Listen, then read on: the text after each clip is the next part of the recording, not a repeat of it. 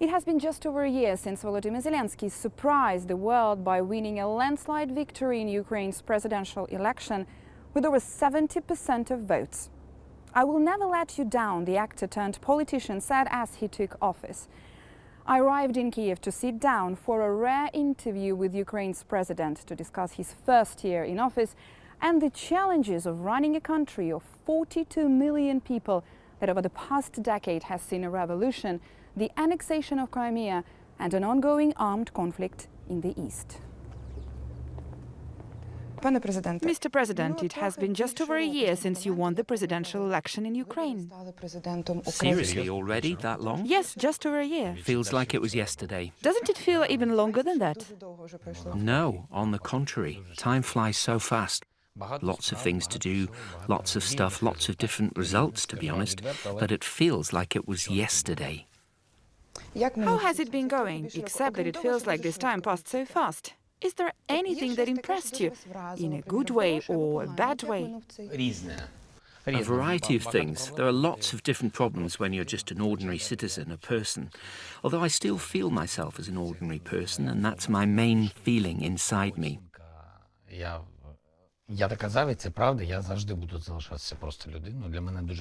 I said it already, and it's true, that I will always just be an ordinary person. What's very important to me is when I'm no longer a president of Ukraine, I will still be able to walk down the streets, not only in Kiev, but all over Ukraine. The best result would be if people are proud of me. But even without this, at least I want people to say hello to me. I hope they won't feel like saying something unpleasant to me. Or the worst thing, I hope people won't be spitting in my face.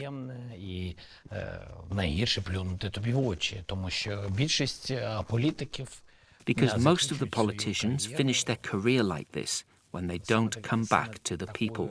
They don't come back to the society because of how they spent their time in politics.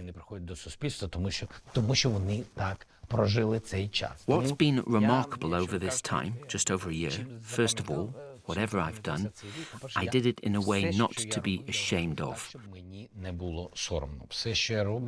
All I do it in a way that my kids won't be ashamed, and most importantly, so that my parents are not ashamed.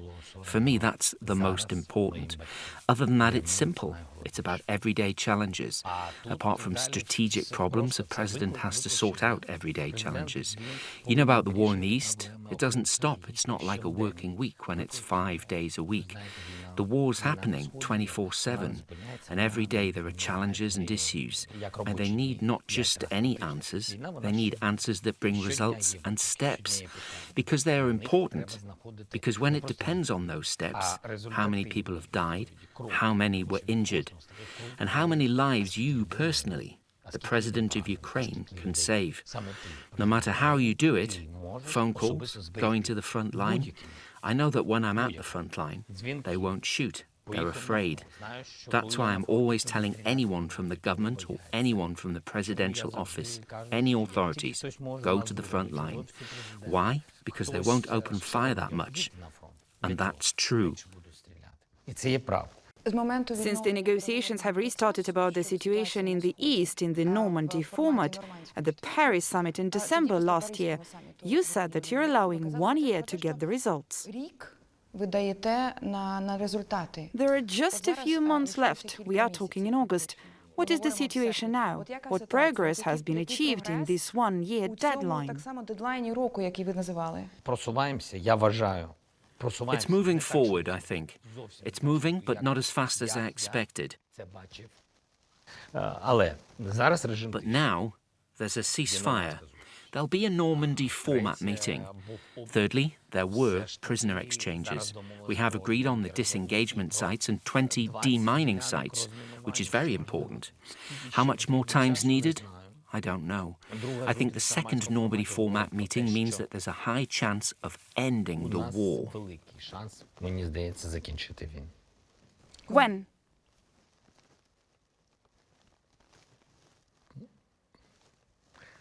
When?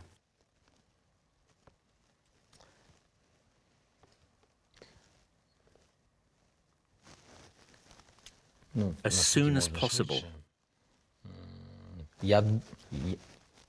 I want to believe that it'll be this year. I really want to believe it, and I do believe. I do. І вірю.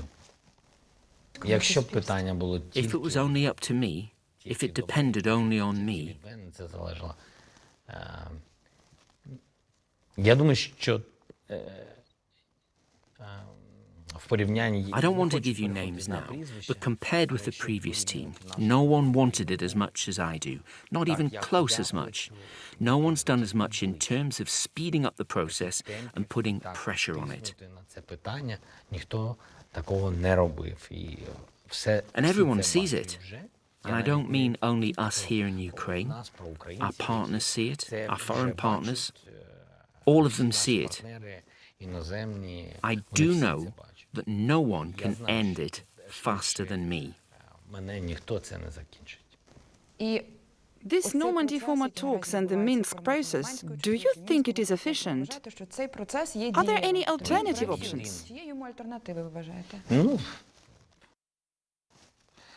завжди і вихід, так кажуть. Так? There's always a way, Завжди є. they say. There are always alternative options. We do have alternative plans about what can be done, Як можна діяти. Але реального, дієвого but there's плану, no other real efficient plan which would get a real support from all four sides of the Normandy format. нормандського формату, це 4 сторони. Реального іншого плану. On the other hand, there's still a bit of time, as you said, and as I promised. That's why I want to move forward in this way. Трішки часу, як ви сказали, і як я обіцяв. And if it Тому doesn't work, я би хотів іти. Then we'll think about other Якщо вони options. будуть працювати, тоді вже думати про інший план.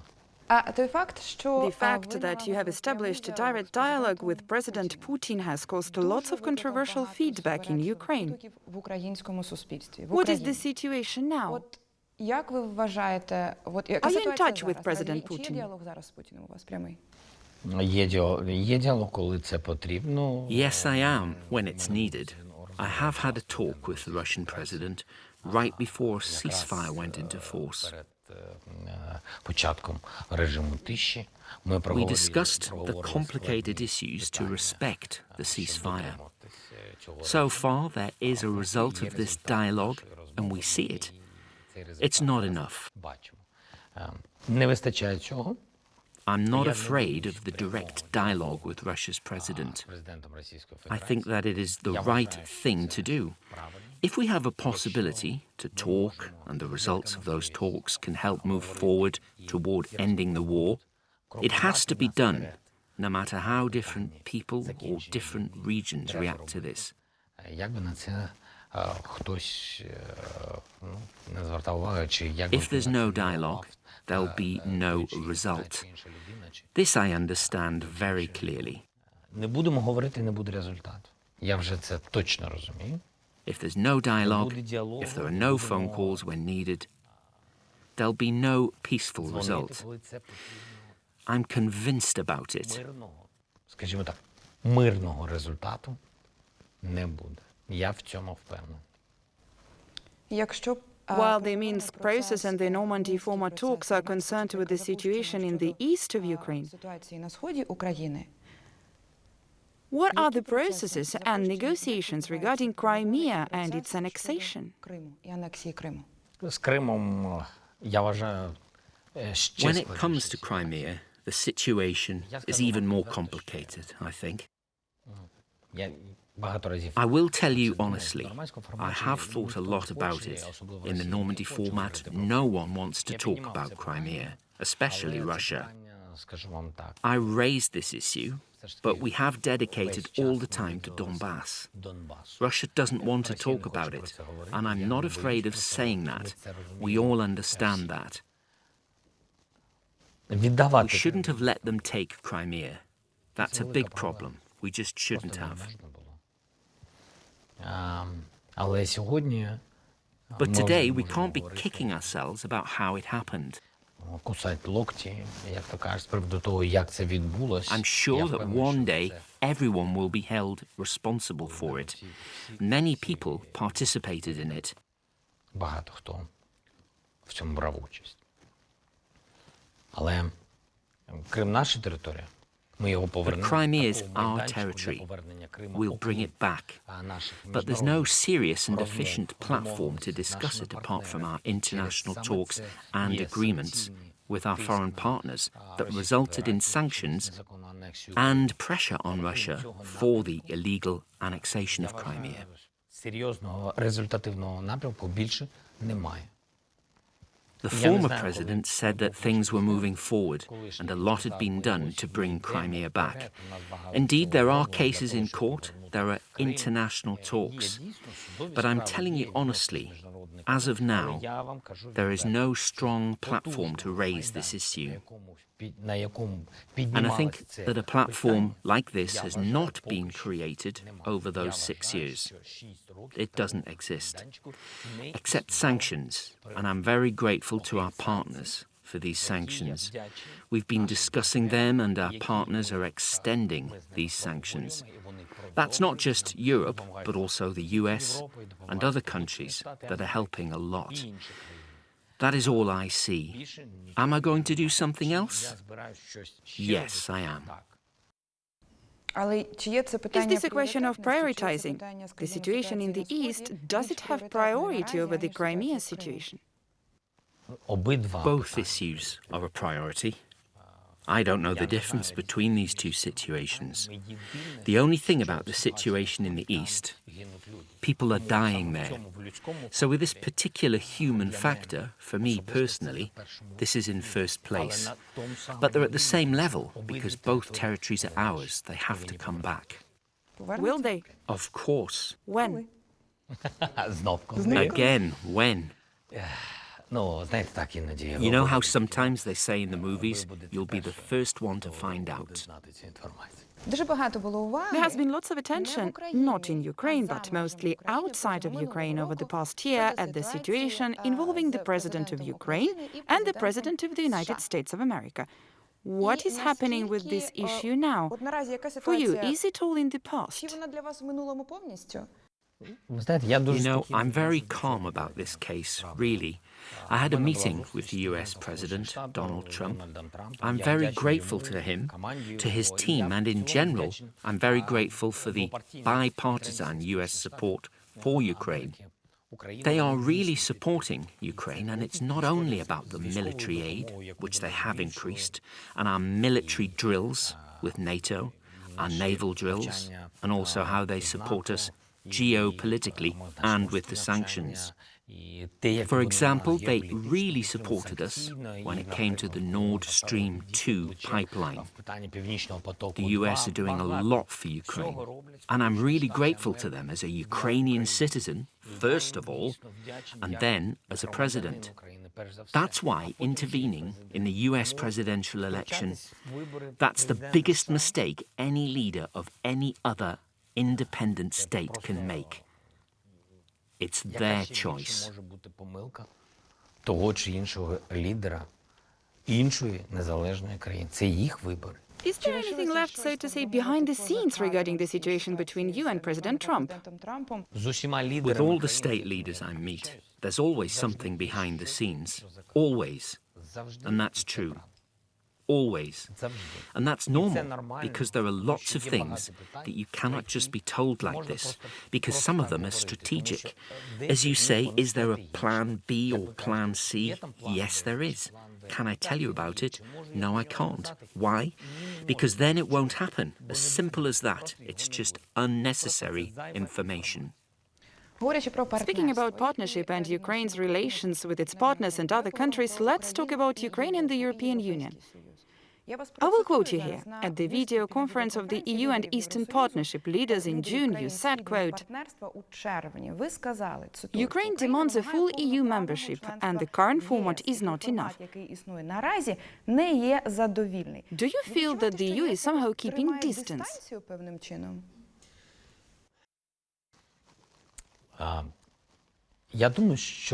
I think the European Union does want Ukraine to be a partner, and it does want Ukraine in the EU. Not all the EU member states want it, it's true, not all countries. It seems to me they are not 100% confident in Ukraine. По-друге, все ж таки, мені здається, Secondly, I think Europe is cautious about Russia, because Russia demonstrates that it doesn't want Ukraine to be pro-European. проєвропейська. They have their own business going on, their own relations, their own countries. Свої відносини, у них свої країни, але Європа... But we see today how Europe acts with sanctions, how Europe supports us, even if it means losing money because of sanctions against Russia. Втрачаючи гроші. I'm grateful to them for this. I think what's important for Ukrainian people is Europe's 100% clear position on Ukraine. Зрозумізлива,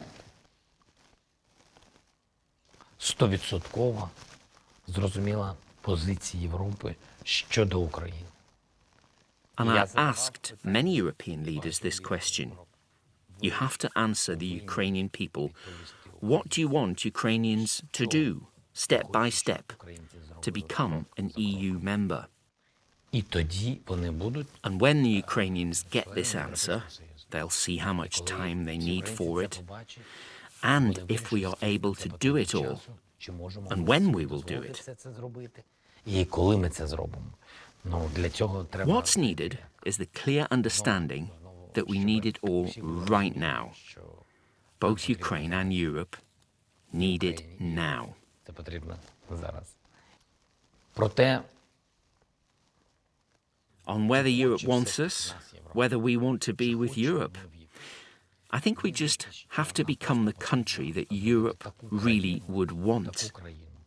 And then no one will have any doubt, and Ukraine will be the one to decide. І щоб Україна все ж таки вирішувала. Протести в Білорусі все частіше... Protests in Belarus are more and more often compared to the revolution in Ukraine a few years ago. Do you see similarities, and to what extent?